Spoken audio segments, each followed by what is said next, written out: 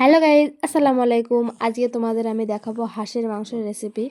তো আমি যেভাবে বাড়িতে রান্না করি, তো প্রথমে গরম জল করে হাঁসের পাখনাগুলো সব ছাড়িয়ে নিতে হবে।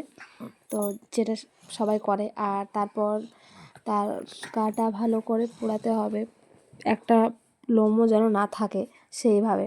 তো দেখো আমাদের কাটা বাছা কমপ্লিট, এবার রান্না বসিয়ে দিব।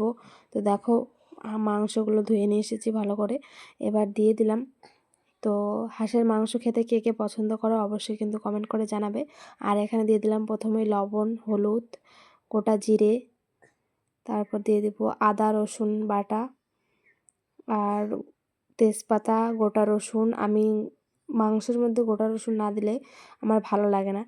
তো যাই হোক, দিয়ে দিলাম পেঁয়াজ, তারপর দিয়ে দিলাম পরিমাণ মতো তেল, দেওয়ার পর দিয়ে দিলাম শুকনো লঙ্কা। তো আমি যেভাবে রান্না করি তোমাদের সেটাই দেখাচ্ছি।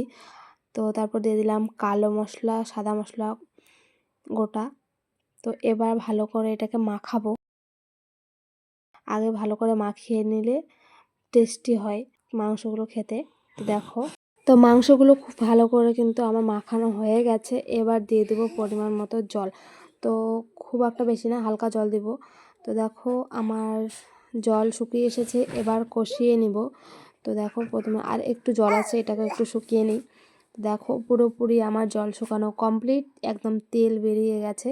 এই পর্যায়ে ভালো করে কষিয়ে নিতে হবে, এই কষানোটাই হচ্ছে মেন। কষালে একদম গন্ধ থাকে না। তো দেখো তারপর নিয়েছি গোটা গোটা হাঁসের ডিম আর হাঁসের মাংস। কেমন হবে বলো তো তোমরা? ভিডিওটা যদি ভালো লাগে থাকে একটা লাইক, একটা ফলো আর একটা সাবস্ক্রাইব। আর তোমাদের যদি আরও নতুন নতুন রেসিপি চাও আমার কাছ থেকে, তো অবশ্যই কমেন্ট করো। খোদা হাফেজ।